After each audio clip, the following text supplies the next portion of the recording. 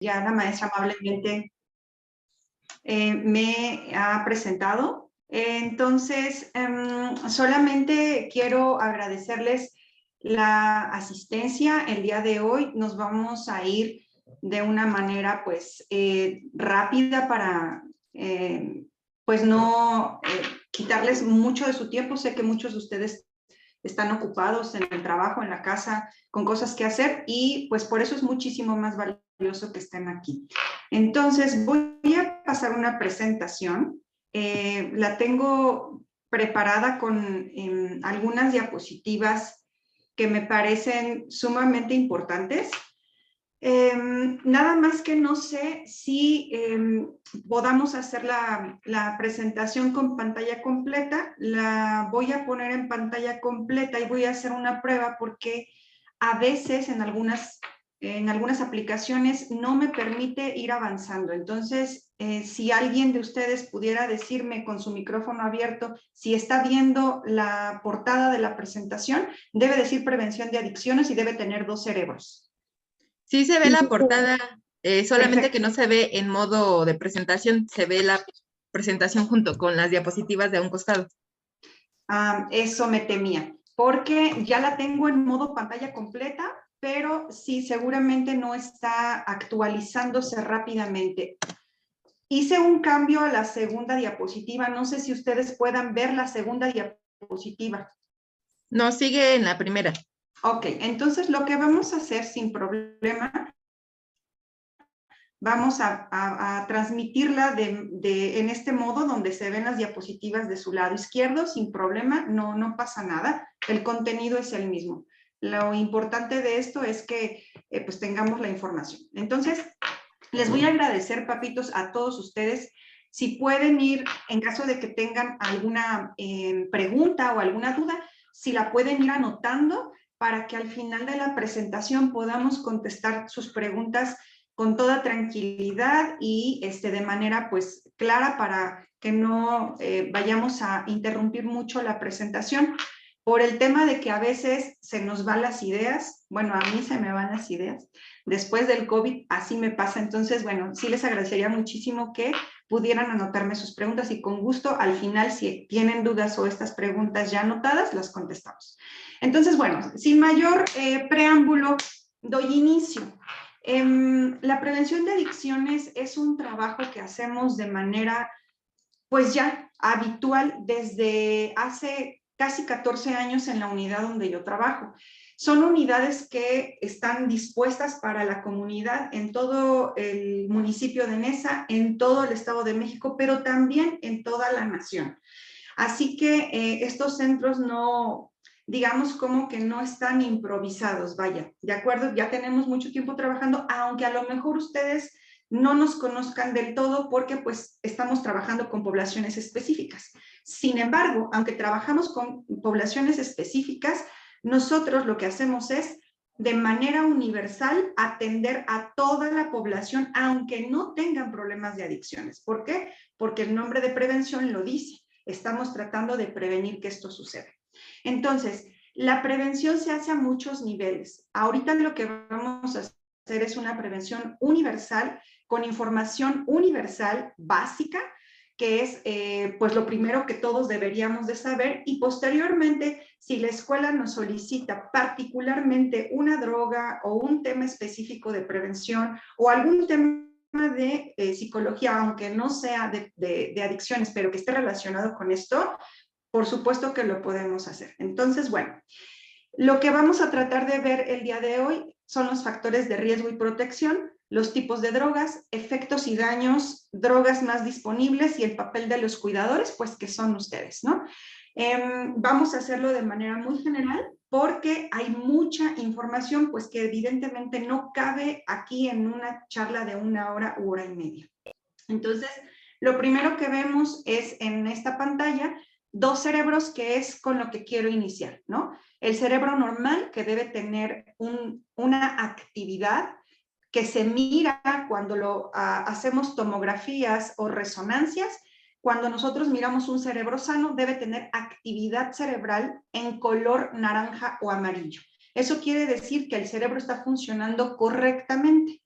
Cuando nosotros vemos una tomografía o una resonancia del cerebro de un paciente que tiene tiempo consumiendo cualquier sustancia, estamos hablando de tabaco, de alcohol o de drogas, vemos un cerebro un tanto más apagado. Es decir, que la actividad ya no se presenta de la misma manera o las funciones ya no están siendo de la misma manera como cuando el cerebro no tenía ninguna intervención de ningún tipo de sustancia.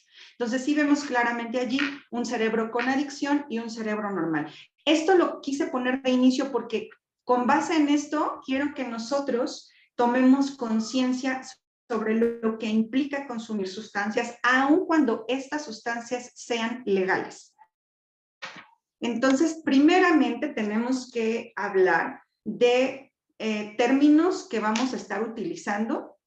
La droga es una sustancia natural o sintética que tiene efectos psicoactivos. El efecto psicoactivo quiere decir que hace un efecto básicamente en nuestro sistema nervioso central, es decir, en el cerebro. Estos son capaces de producir cambios en la percepción, en el estado de ánimo, en la conciencia y en el comportamiento. Y son susceptibles de ser autoadministradas por el placer que generan. ¿Esto qué quiere decir? Que a lo mejor no todas las sustancias o todo lo que tomamos podemos decir que es una droga. La particularidad de las drogas es que tienen un efecto en el cerebro y que producen cambios, como lo dice aquí, en la percepción, es decir, en cómo nosotros miramos las cosas, el mundo, en el estado de ánimo, todas nuestras emociones pueden tener cambios, en nuestra conciencia podemos estar menos conscientes o menos activos, conscientemente hablando, y en la conducta. Entonces, esto es lo más básico que debemos saber de una sustancia. ¿Por qué? Porque de esto deriva lo que nosotros vamos a poder observar en las personas, incluso en nuestros hijos, en caso de que estuviera pasando algo que no queremos que suceda. Y pues la susceptibilidad de ser autoadministradas por el placer que generan es lo que lo hace después un proceso de acción. Es decir, que si una sustancia no causa un placer ni un efecto psicoactivo, a lo mejor la persona no querría volver a administrarla. ¿De acuerdo? Entonces, de repente decimos, es que ¿por qué si esta droga le hace tanto daño? ¿Por qué la sigue consumiendo? Por el placer que le genera en el cerebro. Entonces, también la división más básica que tenemos es esta división que es por su efecto. Hay muchas divisiones, hay muchas clasificaciones de las drogas, pero el día de hoy vamos a ver esta clasificación por su efecto. Tenemos efectos estimulantes, es decir, que nos hacen sentir como con más energía, como con más fuerza, alegres, sin sueño. Tenemos las drogas que tienen efectos depresores que nos hacen sentir más bien relajados, a gusto, como con ganas de dormir, como con una paz, digamos. Y tenemos la última clasificación por el efecto, que serían las drogas alucinógenas, que son aquellas que cambian completamente la forma en cómo estamos percibiendo el mundo. Si bien les decía que hay muchas clasificaciones, esta va a ser la más básica, porque es la que nos puede decir cómo se va a ver una persona que está consumiendo tal o cual sustancia. Entonces, ¿qué drogas podemos encontrar? Si se dan cuenta, tenemos estimulantes como 1, depresoras como 2, alucinógenas como 3, mismas que vamos a ver en esta diapositiva. ¿Qué drogas podemos encontrar o relacionar con las drogas estimulantes? El tabaco y todos sus derivados, como todos los vapeadores y los cigarros electrónicos, que ya conocemos porque se han hecho muy populares. El café y sus derivados, aunque es una droga muy, muy suave, la cafeína sí tiene un efecto psicoactivo.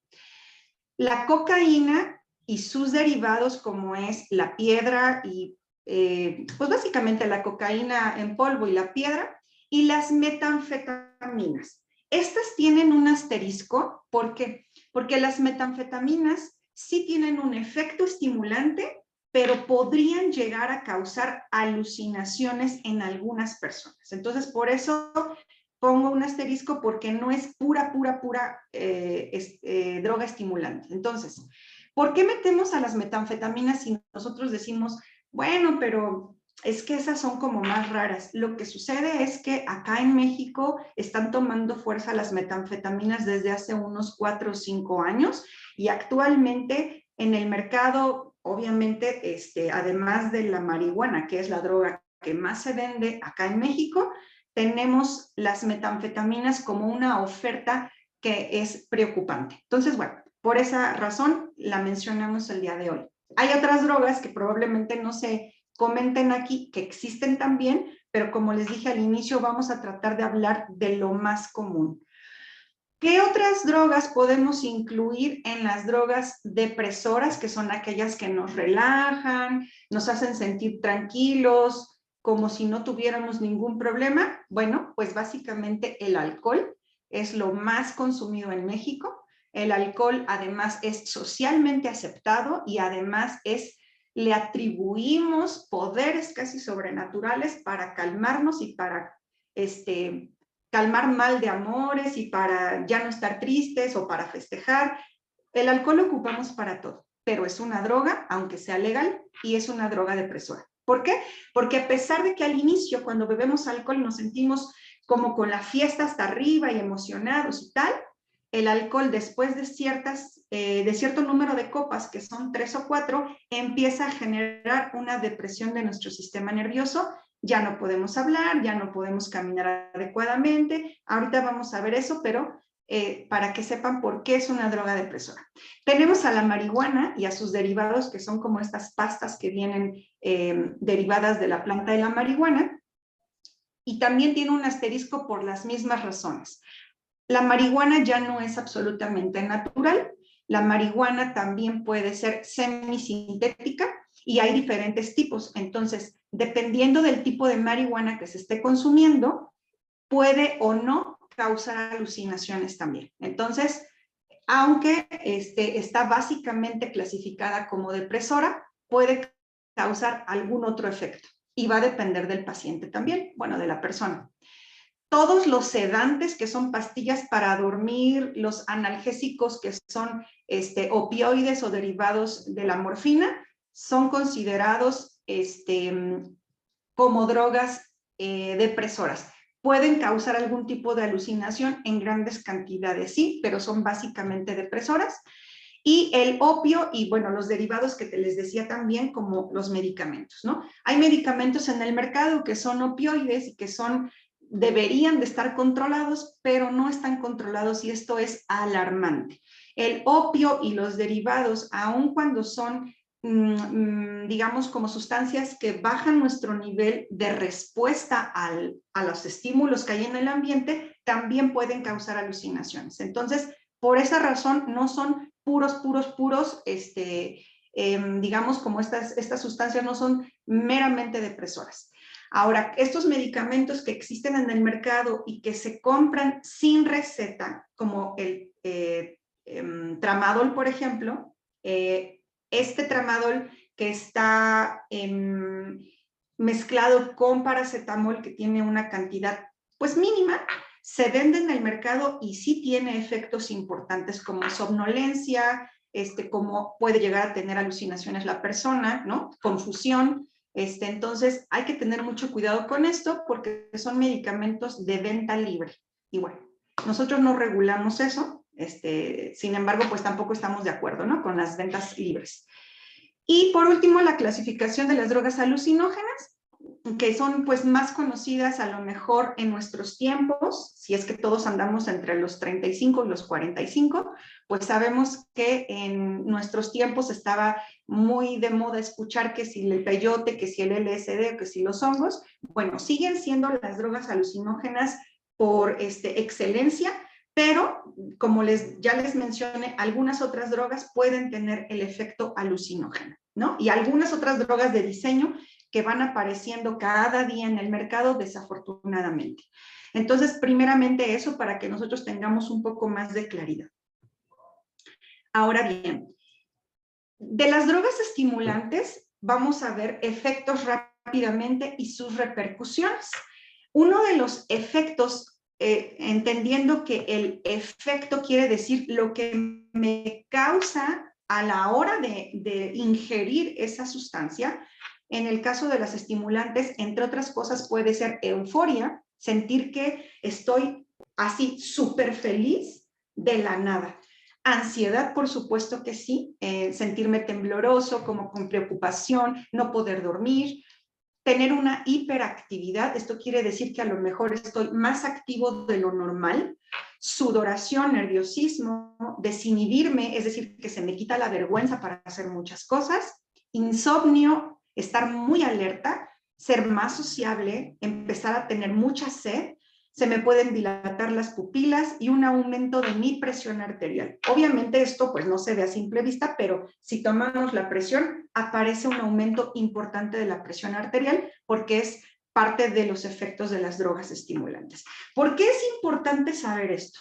Porque si nosotros queremos hacer una prevención y queremos detectar los factores de riesgo para entonces trabajar con los factores de protección, debemos saber de qué nos estamos cuidando y cómo se puede ver una droga si yo no me di cuenta que la ingirieron las personas. Bueno, una persona que normalmente no es hiperactiva, no está eufórica, no está nerviosa, no es tan desinhibida o no es tan sociable o no padece insomnio, etcétera, etcétera, etcétera, si presenta estos cambios, hay que poner atención.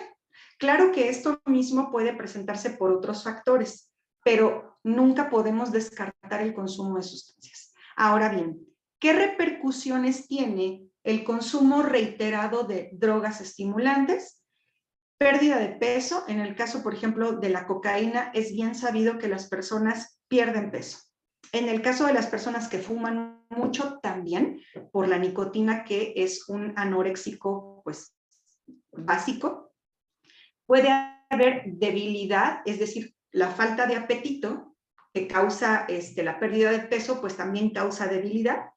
Alucinaciones, acuérdense que los asteriscos nos indican que solo algunas drogas pueden causar alucinaciones, no todas las que son estimulantes.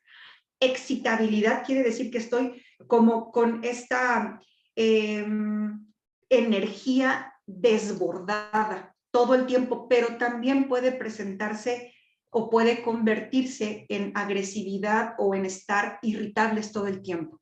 Puede generar fiebre, náuseas, temblores, crisis de ansiedad que nos pueden llevar al médico, depresiones. ¿Y por qué depresión? Si es una droga estimulante, por un efecto como de compensación. El cerebro está tan estimulado y tan arriba que de pronto lo que hace es entrar en un estado de alerta porque dice, algo nos está pasando, hay que bajar la presión arterial, hay que bajar el nivel de percepción, hay que bajar el nivel de atención, y lo que hace es que la persona entra en una depresión después de haber consumido drogas estimulantes. Entonces, si yo vi a alguien que estaba en la fiesta así, bailando, brincando, y de repente al día o a los 2 días lo veo en otro modo completamente, estas son conductas sospechosas. ¿Qué pasó allí?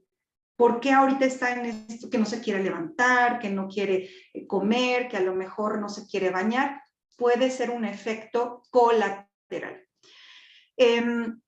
Al consumo ya repetido, reiterado y por mucho tiempo, pues puede causar trastornos circulatorios, perforación del tabique nasal. Tenemos el caso muy sonado de Carmen Campuzano, que todo mundo yo creo que sabe de ella, cómo perdió cartílago y le tuvieron que reconstruir la nariz por este raspado en las mucosas, pero también porque tuvo una bacteria. Entonces se juntaron ambas cosas y perdió pues prácticamente la nariz. Y pues obviamente muerte por insuficiencia cardíaca. Entre otras cosas, estamos hablando a lo mejor de lo más básico, puede haber otros efectos y otras repercusiones. Esto con las drogas estimulantes. Bien, con las drogas depresoras, ¿qué efectos causan? Las drogas depresoras nos van a hacer sentir relajados. Sirven como analgésicos también, nos quitan dolor, ¿de acuerdo? Entonces, tenemos una sensación como de bienestar, como de que no pasa nada, de que no hay problemas en el mundo. hay una búsqueda de estar solos, aislados, escuchando música o simplemente irnos a dormir. Una desconexión social que nosotros ubicamos perfectamente con los consumidores de drogas depresoras. La pupila, al contrario de la droga estimulante, en este caso se contrae, se hace la pupila chiquita, chiquita, chiquita, y hay una disminución de la presión arterial. Por esta razón sienten esa relajación, porque baja el nivel de tensión arterial. ¿Qué drogas son más comunes? La marihuana y el alcohol es lo que más podemos observar, digamos, como en el mercado, que pueden generar esto. Y por esto le preguntamos, por ejemplo, a un paciente de marihuana, ¿no? Que por qué consume la droga, y lo primero que dice es que me relaja y me quita, al menos en ese momento, los problemas que creo tener o que siento tener, ¿no? ¿Qué repercusiones puede haber después de esto? Entre otras cosas, desnutrición, porque algunas drogas depresoras quitan el hambre. Algunas otras dan mucha hambre también, pero acuérdense que en el caso de la marihuana, como ya hay muchos tipos de marihuana, ya no toda da hambre, al contrario, algunas de ellas, de los tipos de marihuana, disminuyen la ingesta de alimentos. Temblores, infecciones por uso de jeringas, en el caso, por ejemplo, de las drogas que se inyectan, que son como derivados del opio, problemas hepáticos. Todas las drogas causan problemas hepáticos, ¿no? Pero bueno, los mencionamos aquí. Problemas en el cerebro y en otros órganos y deterioro personal y social. Aquí me voy a detener, papitos, porque la droga más vendida en México es la marihuana. Entonces, a veces no es tan fácil detectar a un consumidor de marihuana, sobre todo si no son consumidores habituales, es decir, si la consumen de repente una vez a la semana, una vez cada 15 días, o si solamente la han probado varias veces. ¿Qué pasa con esta droga? Que en el uso consecutivo y en el uso reiterado y en aumento del patrón de consumo, van a encontrar que esa persona empieza a tener un deterioro personal y social más visible que, por ejemplo, con drogas estimulantes. ¿Pero por qué?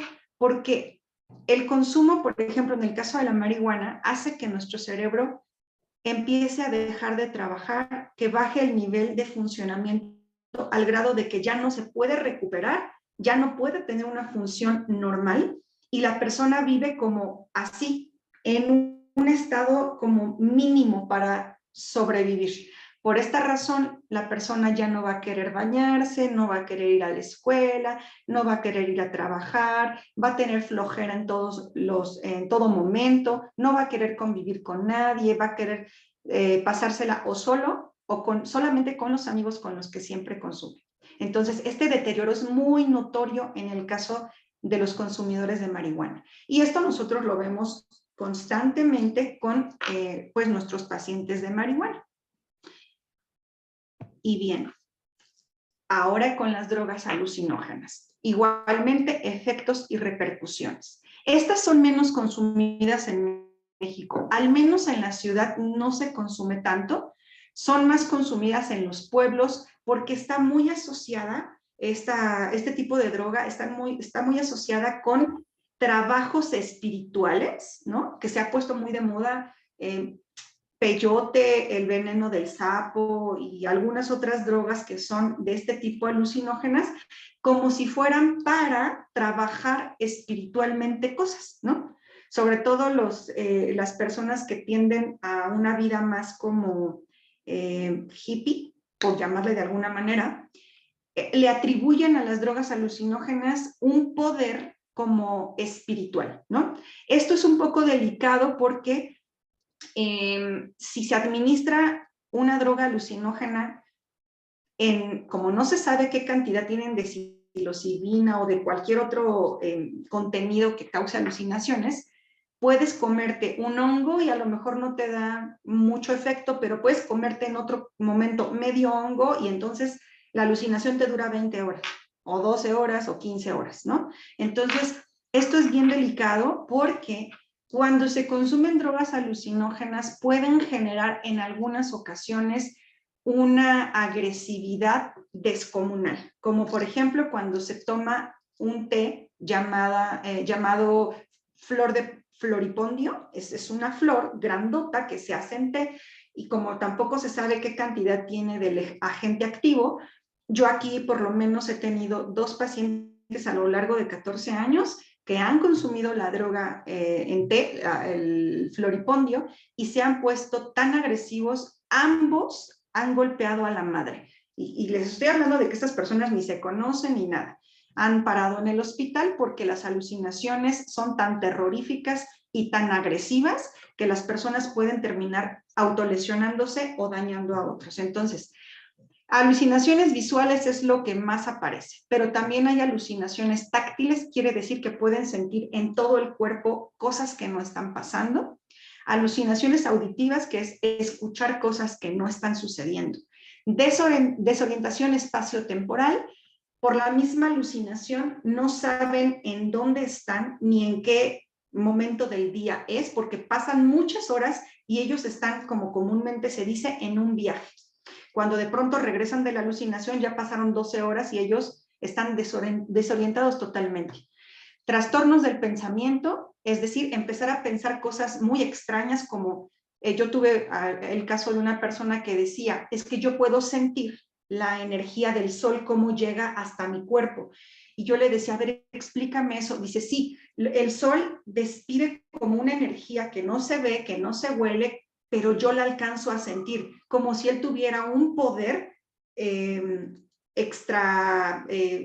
no sé, extraordinario, y pudiera percibir lo que nosotros no podemos ver, ¿no? Entonces, este tipo de pensamientos que son, pues sí, como delirios. Incapacidad para distinguir la realidad de la fantasía, actos autodestructivos, como ya les había mencionado, dilatación de las pupilas, fotosensibilidad, o sea, la luz les molesta muchísimo, variaciones extremas del estado de ánimo, distorsión de la imagen corporal y ataques de pánico. ¿Solamente se presenta durante el consumo? No. Las drogas alucinógenas tienen la particularidad de tener un efecto que se llama flashback meses después o semanas después, aun cuando no estén consumiendo ya la droga. La persona de pronto puede empezar a sentir alucinaciones, pensamientos extraños, no saber si está en fantasía o en realidad, aunque no la haya consumido ya, como un efecto, digamos, posterior y tardío, que le llamamos flashback. ¿Y qué repercusiones tiene esto? Pueden tener trastornos de la memoria, apatía, angustia, también depresión, delirios de persecución, dificultad para resolver problemas simples, trastornos de la motivación, reacciones psicóticas, trastornos del aprendizaje, del razonamiento abstracto, de la atención, deterioro de las actividades académicas, alucinaciones espontáneas, que les mencionaba los flashbacks, ¿no? ¿Por qué es importante mencionar esto? Porque en ocasiones, sobre todo con la marihuana y con las drogas alucinógenas, cualquiera de ellas, pueden haber efectos que ya no tienen retroceso, o sea, ya no se puede ir para atrás. Una vez que aparecen las reacciones psicóticas, la persona puede quedarse allí y ya necesitar tratamiento medicamentoso de por vida. Entonces, es más delicado de lo que parece. Por esta razón, cuando hay lugares que anuncian, ¿verdad? Esto de vamos a hacer ritual de ayahuasca o el veneno del sapo para conectarnos con la madre naturaleza, son personas que no tienen, pues a lo mejor la información adecuada y jamás te van a decir, pero una de las cosas que pueden salir mal es que tú ya no regreses del viaje, ¿no? O que te quedes con reacciones psicóticas para siempre. Entonces, es delicado esto, y por esta razón la información que les doy, papás, es importante para saber también cómo intervenir con los hijos y qué decir cuando vamos a hacer esta protección que nos toca o esta prevención. A veces ellos nos dicen, ay, pero ni pasa nada, ni sabes tú, ¿qué información puedes tener sobre eso si yo lo sé todo porque mis amigos me dicen? Hay que informarnos y hay que explicar ya con información. Ahora sí, la disponibilidad de las drogas. Nosotros no podemos negar la realidad, o sea, no podemos esconder a nuestros hijos del mundo y meterlos en una burbuja o estarnos cambiando de casa en casa buscando una colonia en donde no exista disponibilidad de la droga, porque hay en todos lados. Claro que hay lugares más peligrosos o más problemáticos que otros. Sí, eso también es verdad. Pero de que hay disponibilidad la hay, sobre todo de las drogas legales, que es el alcohol y el tabaco, y los vapeadores. Entonces, al final me gustaría un poquito escuchar lo que sabemos sobre los vapeadores, a menos que en este momento sí podamos hacer una pequeña apertura por si alguien desea mencionar o platicar o decir algún evento o algo que sepa sobre los vapeadores o sobre los cigarros electrónicos. Sí me gustaría escuchar si alguien quiere abrir su micrófono y quiere mencionar algo sobre los vapeadores, sí me gustaría escucharle en este momento. Ay, perdónenme, que tengo una cirugía de la nariz y de repente tengo que estar revisando que todo esté bien, así que no sé si, es que no alcanzo a ver. ¿Hay alguien que quiera preguntar algo o mencionar algo sobre los vapeadores? Si no, para continuar. Bueno, entonces, si no hay ahorita ningún comentario sobre ello, me voy a detener un momento aquí. Uno de los factores de riesgo que tenemos, que lo vamos a ver tantitito más adelante, es que la información que se da de las drogas es o muy básica o errónea o a veces malintencionada. De pronto tenemos a las personas que dicen, es que los vapeadores no son dañinos porque no es tabaco. Los vapeadores solamente despiden vapor de agua. Entonces es como si estuvieras absorbiendo una bocanada de vapor del agua hirviendo. Y los vapeadores son menos dañinos porque no es lo mismo fumarte una cajetilla de tabaco completa que fumarte, no sé, una cápsula del cigarro electrónico o del vapeador durante el día. Entonces, algunas veces es por ignorancia y otras veces es mala intención. ¿Qué pasa con los vapeadores?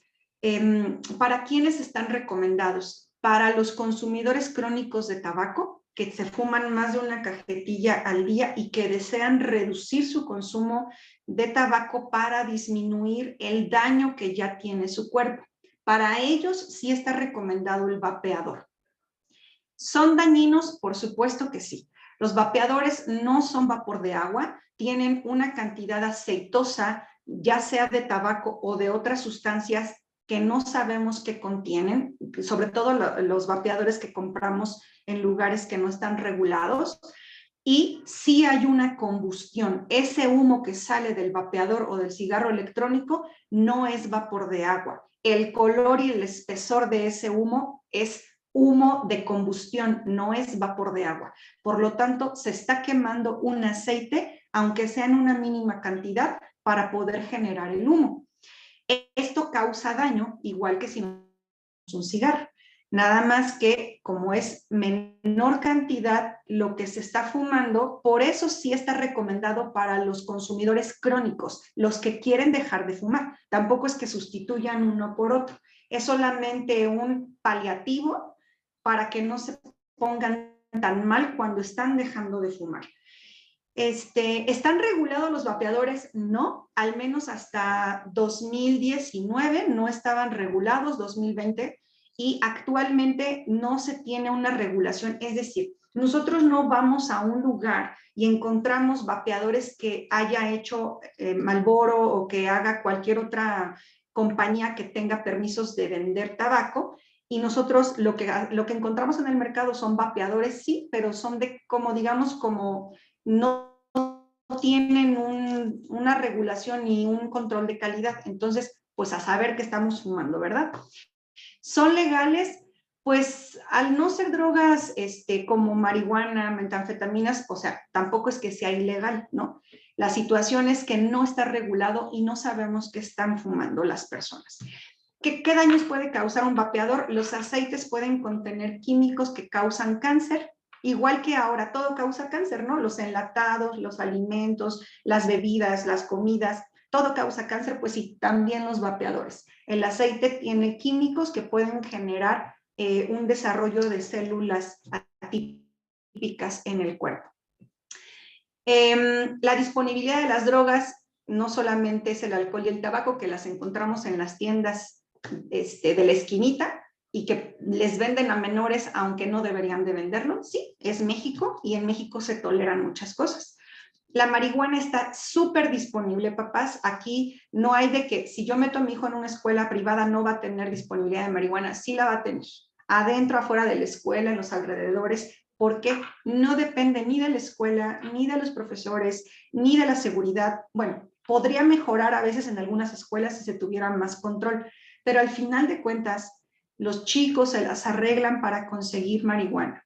Se los digo porque a veces en los conciertos, digo, si ustedes han ido alguna vez a un concierto, ya sea en un lugar pequeño o en un lugar abierto, de pronto nos llega el olor a marihuana y decimos, pero ¿cómo si estaban revisando la entrada? Hay tantas formas de introducir marihuana a los lugares que de verdad se sorprenderían. Entonces, la situación aquí es que la marihuana está disponible en todos lados y hay una confusión entre que si es legal o está legislada. Entonces, por allí han llegado acá pacientes que me dicen, necesito que me extienda un permiso para poder fumar marihuana en la calle sin que los policías me digan nada. Y entonces yo les digo, pues que eso no existe. No, es que a mí me dijeron que sí, porque como ya es legal, ya se puede. Y entonces hay que explicarles que no es legal, al menos en México no. Está legislada para poder trabajar con la marihuana y hacer, digamos, como experimentos para sacar componentes de la marihuana que puedan servir después como un medicamento para enfermedades terminales. Para eso está legislada. O bien, un consumidor de marihuana que lo agarra la policía y lo llevan a MP, se declara consumidor, pero no le dicen, ah, bueno, tú consumes, ya te puedes ir a tu casa. No, te declaras consumidor, entonces tienes dos vías. O entras al proceso legal, judicial, o te vas a una unidad como CAPA para dejar de consumir marihuana. Tú decides. O sea, no es como que ya te puedes ir a tu casa porque eres consumidor, tienes que agarrar una de las dos opciones que tienes. Pero al final de cuentas está disponible. Y las metanfetaminas que les mencionaba hace un ratito, que están disponibles, están a la venta, se están vendiendo en forma como de cristales o incluso también pueden ser en forma ya de comprimidos y generalmente a las personas les atrae porque son pequeños cristales que se pueden fumar, que además dan un efecto de mucha euforia, un efecto también alucinógeno, pero es bien peligrosa esta droga.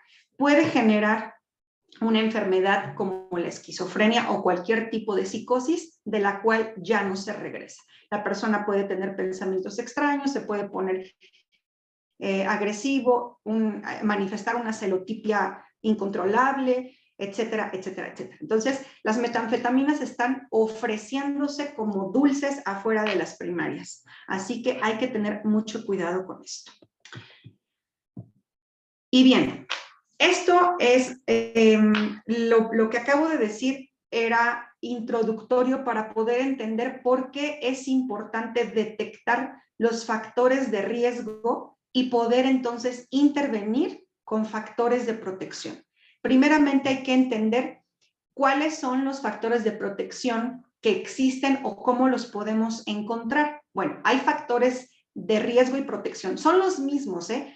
Las mismas áreas o las mismas esferas pueden funcionar como factores de riesgo o como factores de protección. Entonces, tenemos el área familiar primeramente. ¿Cuáles son los factores de riesgo dentro de la familia? Si tenemos consumos en la familia, ¿esto se convierte en un factor de riesgo? Claro que sí. No hay de que como yo soy su mamá, o yo soy su papá, o yo soy su abuelo, yo sí puedo beber, pero tú no, porque tú eres muy chico, y entonces si yo consumo, tú no tendrías que consumir. Claro que sí, por aprendizaje vicario lo hacemos. ¿La violencia familiar puede ser un factor de riesgo? Por supuesto que sí. Imaginemos casos de personas que han crecido dentro de familias en donde hay violencia todo el tiempo, y no necesariamente estamos hablando de golpes, estamos hablando de insultos, de acoso, de bullying, ¿no? Incluso de agresiones sexuales que están dentro de las violencias familiares. La permisividad. Cuando nosotros decimos, es que yo a mi hijo sí le dejo beber un poquito de alcohol, pero cuando está conmigo, así un traguito o dos para que sepa lo que es beber, no estamos ni ayudándoles ni estamos enseñándoles a nada. Primeramente, no tendríamos que enseñarles a beber alcohol. Tendremos que enseñarles a beber agua, a comer bien, a no tomar Coca-Cola, esas cosas sí. A beber alcohol no tendríamos que enseñarles. O sea, esto no es algo de aprendizaje, pues. Si yo le doy permiso a mi hijo o a mi hija porque creo que eso puede prevenir que él consuma, estamos absolutamente errados. Cuando vaya a una fiesta o se encuentre frente a la oferta de la sustancia, no va a decir, no, no voy a beber porque no está mi mamá o porque no está mi papá. Va a decir, claro que sí, porque yo ya probé y yo ya sé a qué sabe, ¿no? Y además el efecto me gustó. Entonces, la permisividad es un factor de riesgo. No, los factores de riesgo no nada más están afuera con los amigos y con los vendedores de sustancias. A veces los factores de riesgo también los tenemos dentro de la familia. Una baja percepción de riesgo. El que yo crea que no va a pasar nada. El que yo crea que a mi hijo no le va a pasar, que mi hijo es lo mejor del mundo, que está súper bien educado y que no, él no va a pensar nunca en fumar, nunca en beber. Es una baja percepción de riesgo. El pensar que a mí ni a mi familia nos va a pasar es un factor de riesgo. Siempre hay que trabajar la información, aunque mi hijo la sepa y aunque mi hijo tenga toda la educación del mundo y los valores, no importa. La información salva vidas. La falta de límites es otro factor de riesgo. El que yo no le diga a mi hijo o a mi hija qué cosas no puede hacer. O por el contrario, ¿qué espero de él? Si yo no le digo qué espero de él o de ella y tampoco le digo qué cosas no puede hacer, no tiene idea de qué sí y qué no tiene permitido. Entonces, los límites son bien importantes para que comprenda que en esa casa, con esa familia, no se pueden hacer cosas, ¿no? Como no llegar a casa, como llegar bebido, como fumar marihuana, etcétera, etcétera, etcétera.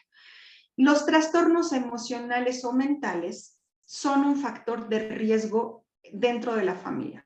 Si mamá no está en óptimas condiciones, si papá no está en óptimas condiciones, por ejemplo, o los cuidadores, no siempre somos mamá y papá, a veces son los abuelos los que cuidan o los tíos. Si mamá tiene una depresión que la ha tenido pues mal durante mucho tiempo, o papá sufre de ansiedad, o de pronto no pueden dormir, o tienen mucho estrés laboral, o saben, como estos trastornos emocionales y mentales derivados de nuestra vida cotidiana, podemos hacer con esto, a lo mejor a un lado, la atención con nuestros hijos porque estamos pasándolo muy mal. Entonces, esto es un factor de riesgo porque si tenemos hijos abandonados emocionalmente, porque estamos nosotros no aptos en ese momento para ser padres cuidadores, puede acercarse cualquier persona, ofertar cosas y ellos al sentirse relegados o poco atendidos, es más fácil que acepten una sustancia. Ahora, factores de riesgo y protección sociales. ¿Quiénes son factores? Amigos. Amigos que consumen son factor de riesgo. Por supuesto que sí. Por ahí dicen, no, es que yo tengo amigos y no, me han ofrecido, pero yo no consumo porque yo no quiero. ¿Hasta cuántas veces que nos ofrezcan podemos decir que no sin que nos sintamos tentados o curiosos, sobre todo en la adolescencia? Yo no digo que todos van a decir que sí, pero es muy alta la posibilidad de que suceda. ¿Por qué? Porque estamos tratando de pertenecer a un grupo, porque sentimos una presión social, porque los amigos nos hablan de lo maravilloso que se siente, por ejemplo, beber alcohol o fumar marihuana, y es muy difícil que un adolescente no se sienta curioso ante eso. Pero también por el otro lado, si yo tengo amigos que no consumen, son factores de protección. Por esta razón, pueden convertirse en una o en otra cosa. ¿La disponibilidad de las drogas es un factor de riesgo? Por supuesto que sí, ya lo hablamos. O sea, si nos están vendiendo las drogas o nos las están ofreciendo como dulces afuera de una primaria, esto nos pone en riesgo mayormente. ¿Qué sucede? Los vendedores de drogas no van a llegar vendiéndote la primera vez, van a llegar regalándote la droga y hablándote maravillas. Uy, con la marihuana vas a sentir que vuelas, que descansas, que se te olvidan los problemas, te concentras, puras maravillas sobre las drogas. Te las regalan varias veces hasta que tú después vas a buscarlas. Entonces, disponibilidad de las drogas es un factor de riesgo, por supuesto que sí, ¿no? Entonces, ahí lo que podemos hacer es la información y los límites con nuestros hijos y no permitir que sucedan cosas. Que aún así hay quienes pueden salirse de los límites, claro que sí, o sea, esto no es como blanco y negro, hay matices al interior, pero nuestro trabajo hay que hacerlo de cualquier manera. La promoción positiva de las drogas es un factor de riesgo. El que haya artículos que dicen que la marihuana es medicinógenos, pueden combatir la depresión. Esto es promoción positiva. Y los chicos dicen, ay, pues si en el video del amigo del fulanito que es youtuber dice que la droga es muy buena, pues debe ser cierto. Ya ven que ahora cualquier persona puede tomar un micrófono, ponerse frente a una cámara y decir cualquier cosa. Y eso no lo hace verdad, ¿no? ¿La falta de espacios recreativos es un factor de riesgo? Sí. Si nosotros no tenemos actividades con nuestros hijos o dentro de nuestro entorno no hay lugares en donde puedan recrearse, que haya parques, que haya pistas para correr, que podríamos salir de repente el fin de semana a caminar al bosque, a despejarnos un poco. La ociosidad puede generar también que haya pensamientos más y más apegados al qué se sentirá, estoy aburrido. Tengo pacientes acá que consumen por aburrimiento, sobre todo en la pandemia, ¿no? Que empezaron a estar más activos en los consumos porque no tenían nada que hacer y no podían salir. Ambiente conflictivo, por supuesto. Si estamos en una colonia con conflictos sociales, como delincuencia, como consumo de sustancias, ¿no? Como violencia, es un ambiente conflictivo que puede generar mucho estrés y puede también llevarnos al consumo de sustancias para buscar relajarnos. Y la falta de redes de apoyo. Esto, ¿qué es una red de apoyo? La red de apoyo puede ser una persona o varias personas, instituciones o incluso las mismas como digamos, como informaciones que tenemos a la mano por medios impresos o medios audiovisuales, pueden ser redes de apoyo. Instituciones como nosotros, como las mismas escuelas, los hospitales o las clínicas, las casas de cultura, todo lo que pudiera ayudarnos a mantener a nuestros hijos saludables es una red de apoyo. Ahora, si no hay redes de apoyo, no hay amigos, no hay familia, no hay instituciones cerca o no las conocemos y nuestro hijo o hija está necesitando atención psicológica o tener alguna actividad porque se sienten aburridos o solos, etcétera, y no tienen estas redes de apoyo, no tienen papás que escuchan, no tienen instituciones que den información y orientación, es más fácil que caigan en la idea de que una sustancia va a mejorar su estado de ánimo. Los factores de riesgo personales que son muy importantes, sobre todo después de la pandemia, papás, aquí ahorita me están llegando propiamente, ahorita todavía no, pero vienen pacientes de 11, 12, 13 y hasta 17 años con intentos suicidas, con cutting, o sea, cortes en el cuerpo, con una depresión bastante importante, con crisis de ansiedad. A esto le llamamos trastornos emocionales o mentales, y con habilidades no desarrolladas. ¿Qué son estas habilidades? Si yo no le enseñé a mi hijo o a mi hija a resolver problemas, a enfrentar situaciones, a tomar decisiones, a manejar sus emociones, Si yo no le enseñé a hacer eso porque a lo mejor yo tampoco lo sé, esto se puede convertir en un factor de riesgo. ¿Qué debemos o qué podemos hacer? Empezar a aprender a desarrollar estas habilidades que les mencioné, que van como en 4 áreas.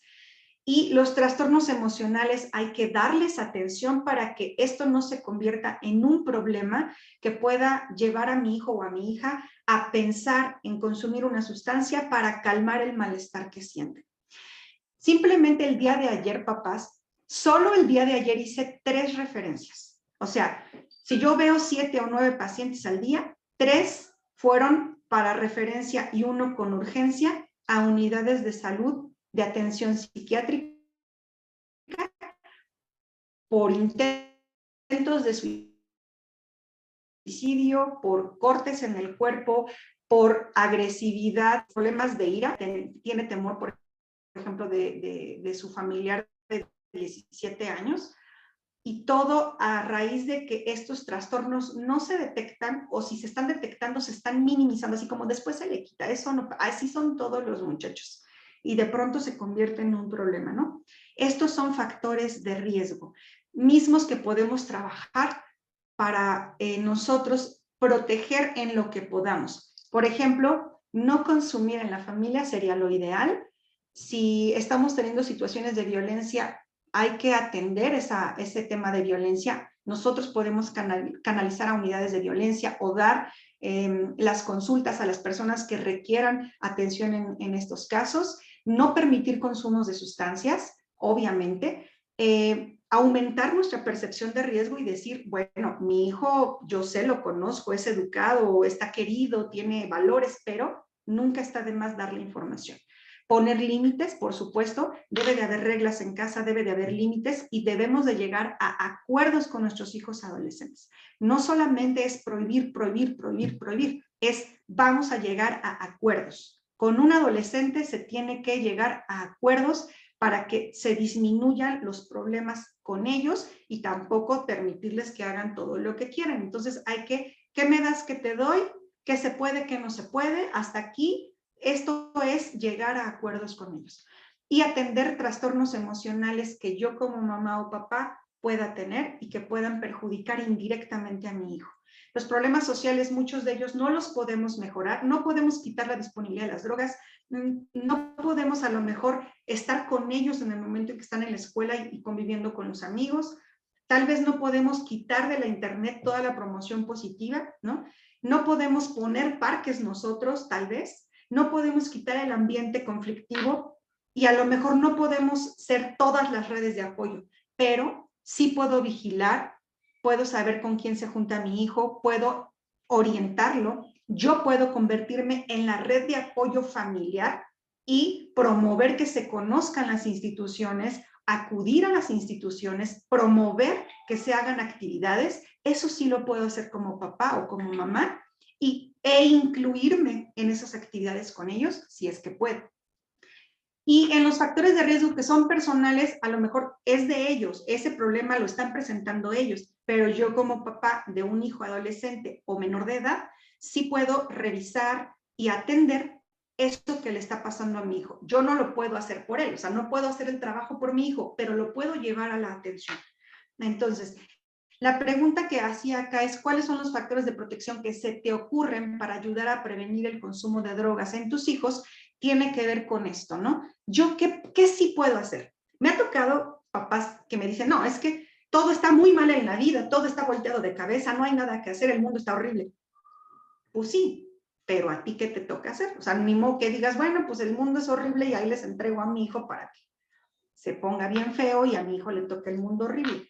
Pues sí, está ese mundo horrible, pero no me puedo esconder de él y sí puedo hacer cosas que en mis manos están a hacer para evitar en lo que esté en mis manos que mi hijo llegue al punto en donde tenga la necesidad o el deseo de consumir una sustancia. Y aún así, si sucediera y empezamos a tener consumos, aunque sea así muy primarios en nuestros hijos, siempre pueden acudir al centro con nosotros, siempre pueden solicitar orientación y nosotros hacemos evaluaciones. No siempre son pacientes que se tienen que quedar aquí. A veces damos orientaciones o damos intervenciones breves y se pueden ir. A veces los que se quedan son los papás para trabajar con ellos y a veces hay que canalizar a los hijos a unidades en donde van a atenderles problemas del sueño, estrés, problemas de conducta, de aprendizaje u otras cosas que puedan estar generándole malestar a mi hijo y que puede ser un trampolín para el consumo de sustancias.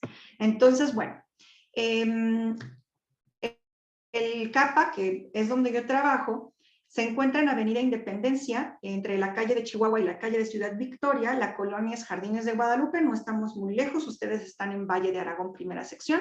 Nosotros estamos en Jardines de Guadalupe, después de la Campestre, y el teléfono de la unidad es este que aparece en su pantalla, 55 51 21 36 73, y la atención es de lunes a viernes de las 8 de la mañana a las 3:30 de la tarde. Ahora sí, no sé si haya alguna persona que desee hacer alguna pregunta, que tenga alguna duda o alguna participación. Me gustaría muchísimo escucharles si es que fuera el caso. Pues aprovecho mientras que algunos papitos se atreven a tomar el micrófono. Nos estaban compartiendo por aquí en el chat un comentario de la señora Alma Reyes, que nos hacía mención de que a un costado del Senado de la República hay un espacio considerable para comprar y fumar marihuana, hasta hay puestos, y es totalmente legal, lamentablemente. Y por aquí nos hacía una pregunta la señora Yaira y John, donde nos pide si podrían explicar qué es el uso lúdico o recreativo de la marihuana.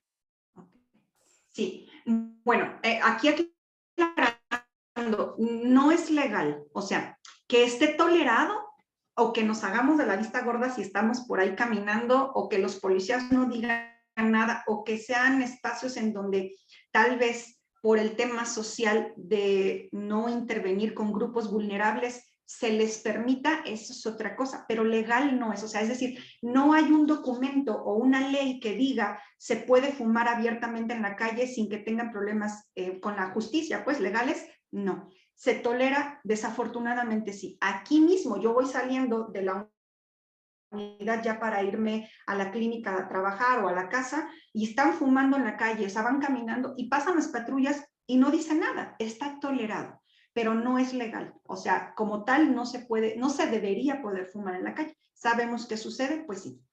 Y por otro lado, el consumo lúdico tiene que ver con que, no solo en la marihuana, en cualquier sustancia, el consumo lúdico tiene que ver con consumirlo para fines diferentes a los fines terapéuticos. Por ejemplo, una persona que está en etapa terminal de cáncer o tiene un Parkinson ya muy severo, o algún tipo de enfermedad que le cause dolores muy intensos, puede fumar marihuana y no está haciendo un consumo lúdico, es decir, no se está divirtiendo con esto, no es para relajarse y pasar el tiempo, es para quitarse un dolor intenso y le da calidad de vida porque de todas maneras esa persona, por ejemplo, ya está desahuciada, ¿no?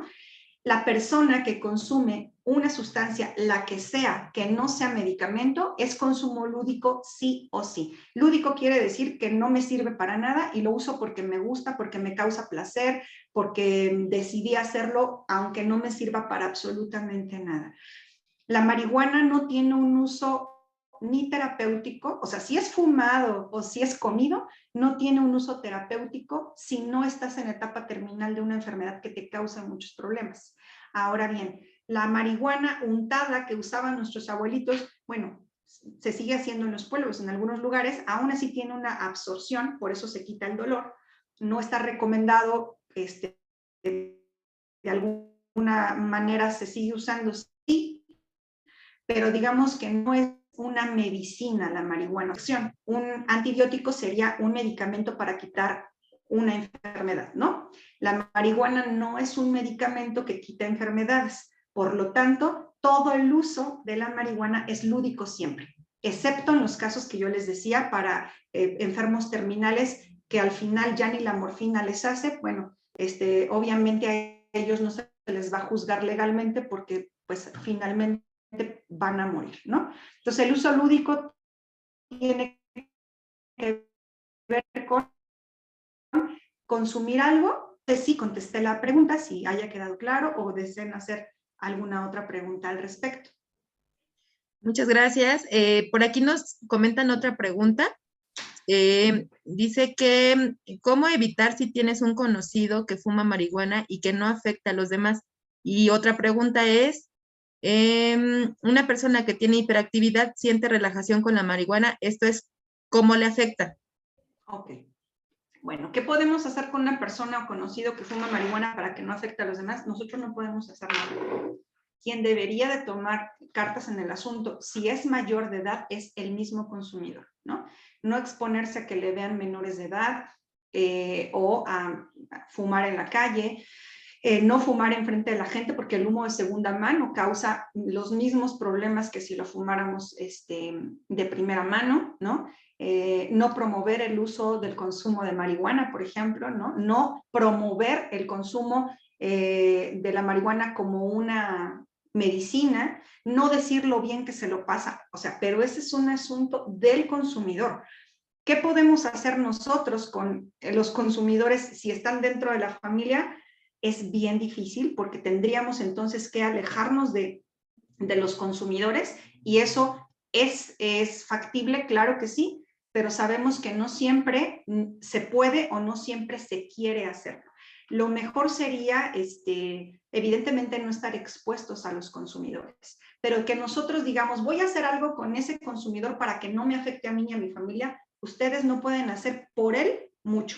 Pueden hacer lo que en sus manos está, que es tomar una distancia, hacer el trabajo sobre todo con los menores de edad, orientar, dar información, explicar por qué no se deberían de consumir, etcétera, etcétera. Nosotros podemos trabajar con lo de nosotros y con los menores de edad que están en nuestras manos, pero con el propio consumidor no, sobre todo si es mayor de edad.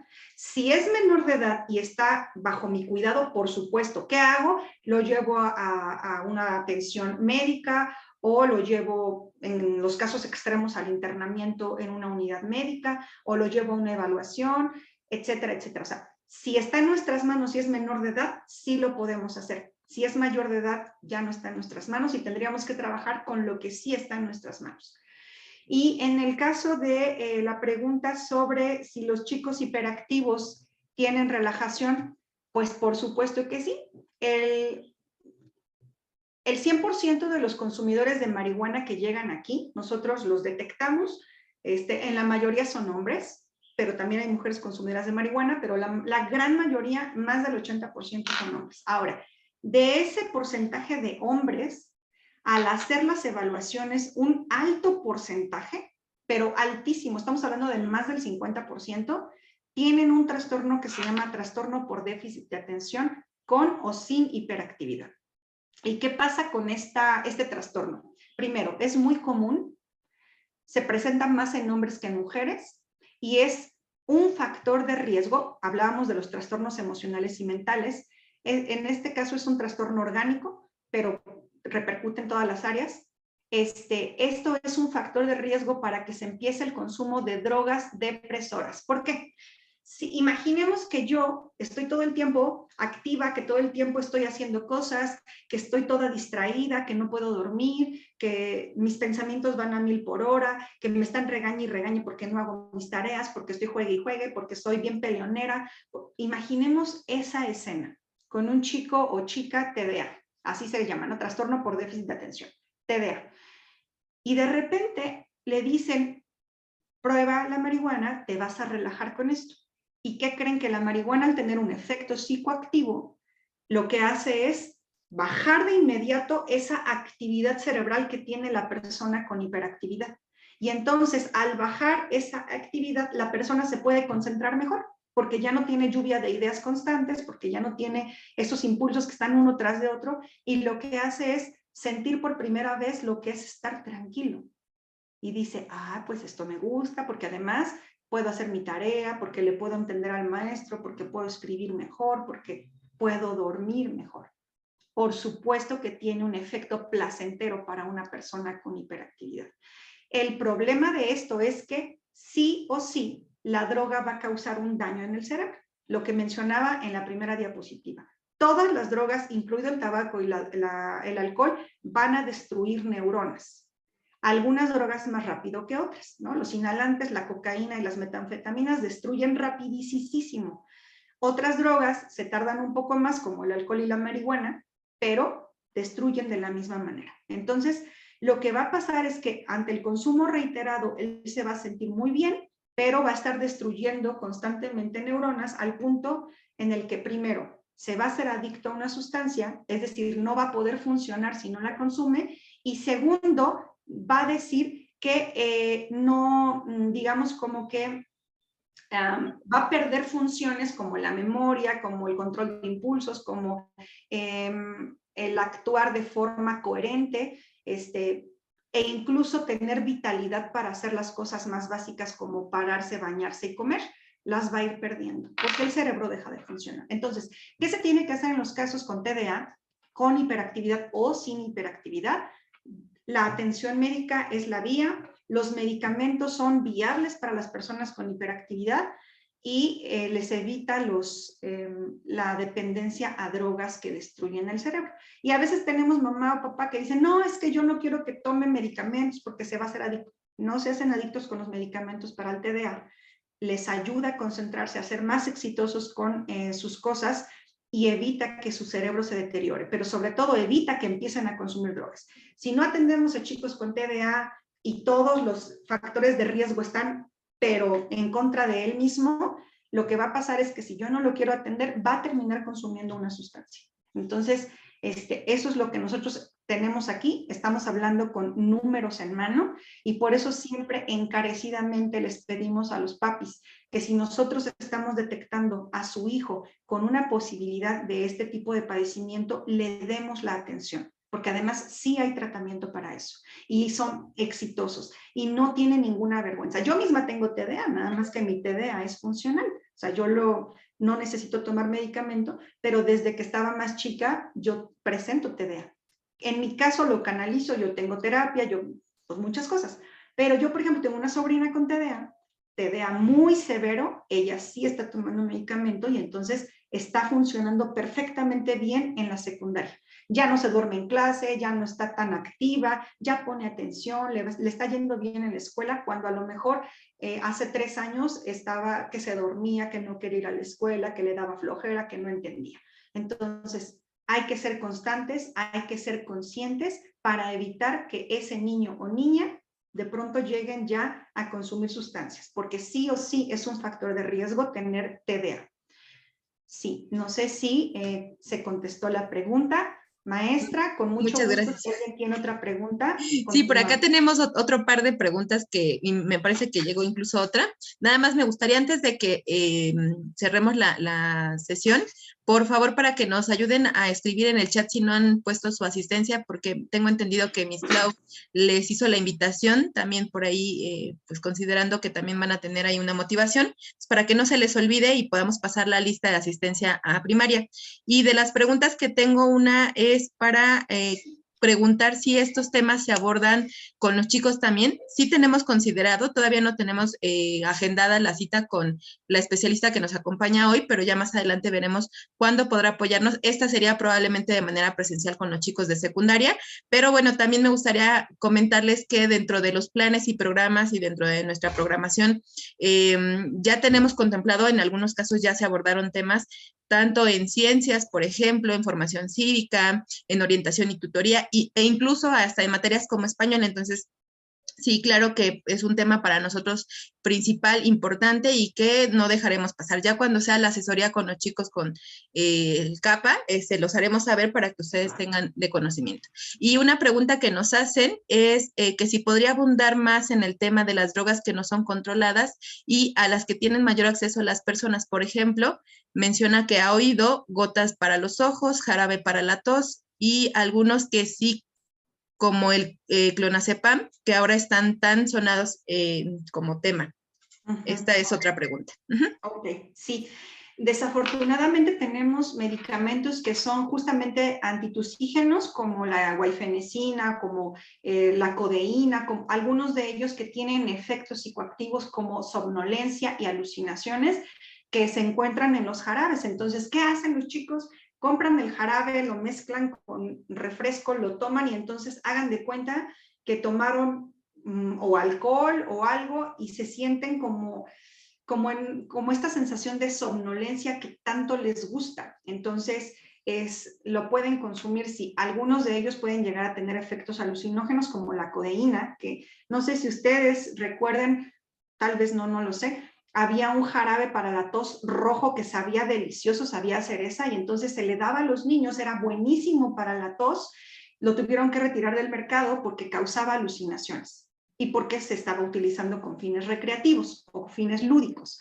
Entonces, ¿se venden así? Sí, no tienen un control porque propiamente no son considerados drogas. Tienen efectos secundarios, sí, pero no hay un control para que digamos, como para que no se vendan.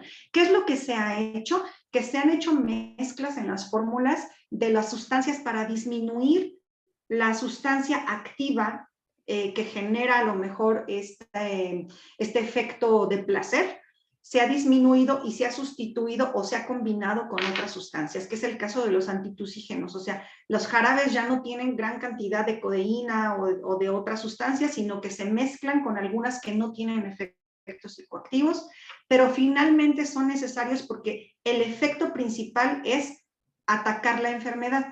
Como efecto secundario, tiene el efecto psicoactivo. Entonces, sería muy difícil poder retirar del mercado todos los medicamentos que sí tienen un efecto. La realidad es que con quien tenemos que trabajar es con las personas, no con los medicamentos. ¿Por qué razón a alguien se le ocurriría que puede tomarse un jarabe completo en un día de tardeada, si no es para eso digamos, como el jarabe, ¿no? Más bien hay que trabajar mucho en el tema del amor y las reglas que pongo en casa para entender por qué algunos adolescentes consumen eso en cada persona de acuerdo a la historia que tienen. El clonazepam sí es un medicamento controlado. Ese no se debería vender sin receta.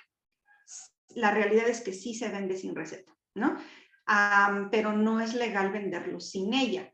¿Qué hace el clonazepam? El clonazepam es un ansiolítico. Está hecho para las personas que padecen una enfermedad mental llamada ansiedad o para las personas que tienen hipertensión arterial que necesitan tomarse ese medicamento, controlar su hipertensión, porque evidentemente si no lo y tienen una alza de hipertensión, o bueno, una alza más bien de tensión arterial, pues puede darle un derrame cerebral. Tiene una intención médica.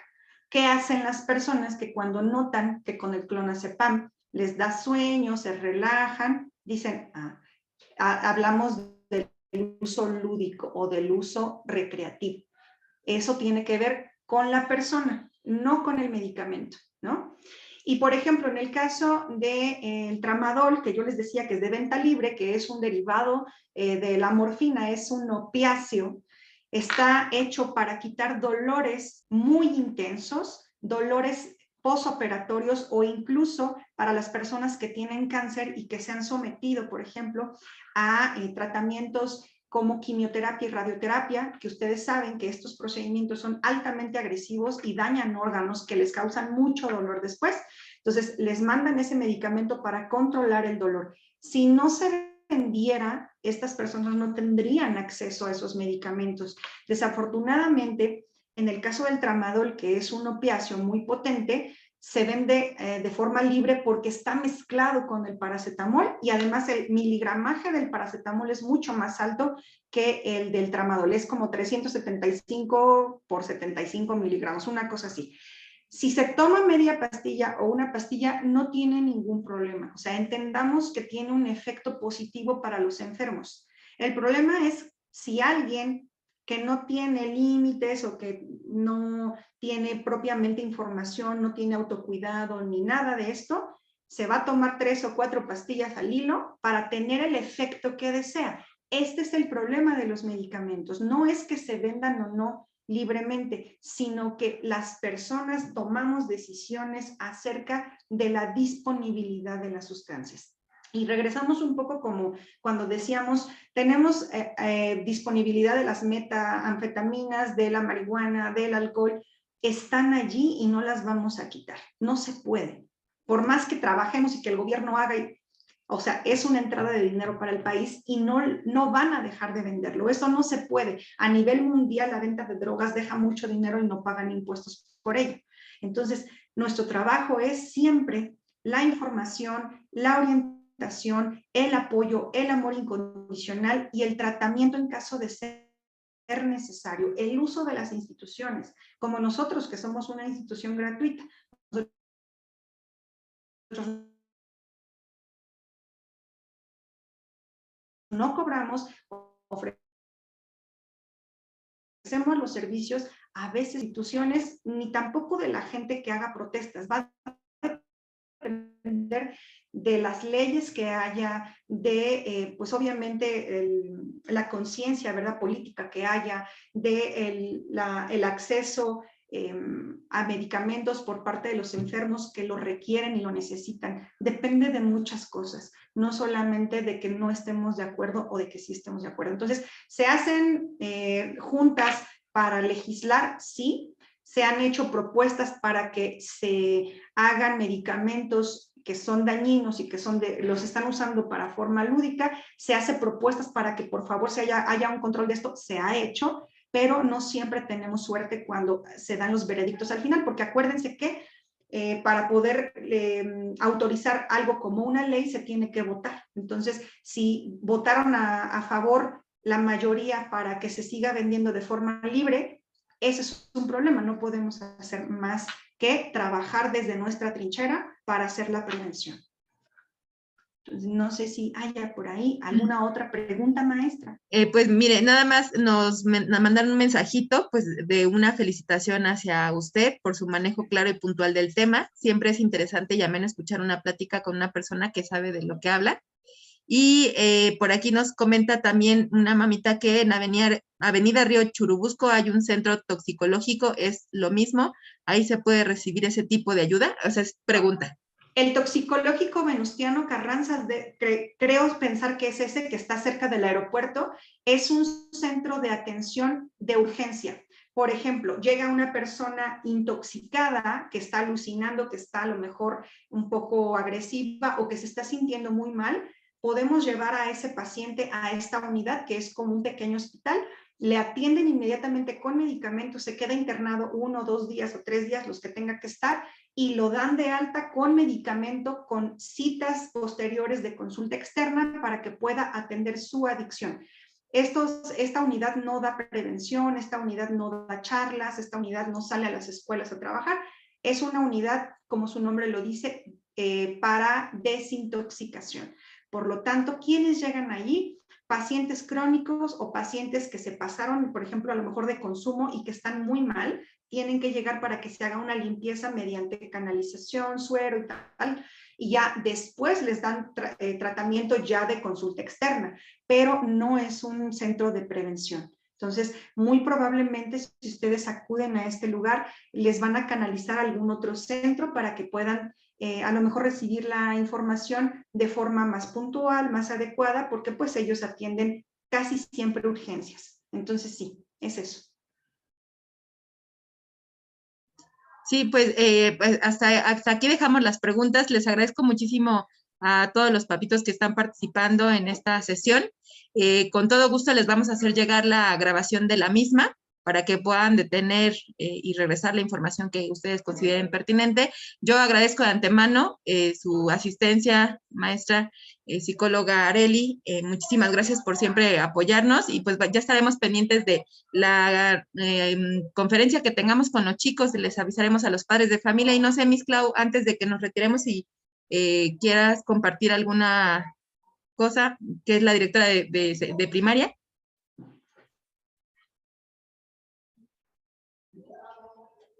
De antemano su participación, su aportación al conocimiento de la forma preventiva de las adicciones. Es como que el punto medular, la prevención.